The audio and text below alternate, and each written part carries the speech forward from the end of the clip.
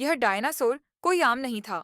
वह अपनी पूंछ से सीधे पेड़ काट देता और बड़े बर्तन को जमीन पर रखकर खेत जोत देता।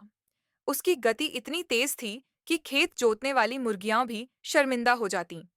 पानी देने के समय वह अपने बड़े मुंह से फुहार मारता और पूरा खेत सिंचाई से भर जाता। इसी बीच डायनासोर दंपत्ति के घर तीन अलग-अलग स्वभाव वाले बच्चे पैदा हुए। पहली बच्ची दो थी, बहुत चंचल।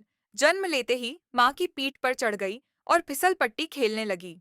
दूसरा बच्चा छोटा श्वाय था, बहुत शरारती। अभी अंडे से बाहर भी नहीं निकला था कि घर भर में दौड़ भाग करने लगा और हाथ में डंडा लेकर पिता को मालिश करने लगा। सबसे बड़ी उम्मीद आखिरी अंडे से थी। माँ बाप सोच रहे थे कि इसमें तो जरूर मोटा तगड़ा बच्चा होगा, लेकिन जैसे ही अंडा फूटा, उसमें से दुबला पतला डरपोक सा बच्चा निकला। वह वापस अंडे के खोल में छिप गया। पिता ने हिम्मत बंधाई, तब जाकर वह डगमगाते कदमों से बाहर आया। पिता ने उसका नाम रखा दाजुआंग, मजबूत। इसके बाद परिवार सुखी जीवन जीने लगा।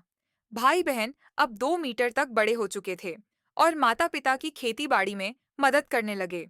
लेकिन दाजुआंग अब भी बहुत छोटा था। वह तो मकई की एक टोकरी तक नहीं उठा पाता। इसलिए पिता ने उसे मुर्गियों की देखभाल का काम सौंपा, पर वह मुर्गियों से डर कर भाग जाता। एक दिन माता पिता बच्चों को अनाज के भंडार के पास ले गए। कहा, जो घर के लिए योगदान देगा वही अपनी पांव की छाप पत्थर की दीवार पर छोड़ सकेगा। भाई बहन मेहनत के प्रतीक बने और अपना पद चिन्ह छोड़ा, लेकिन दाजुआंग हर काम बिगाड़ देता।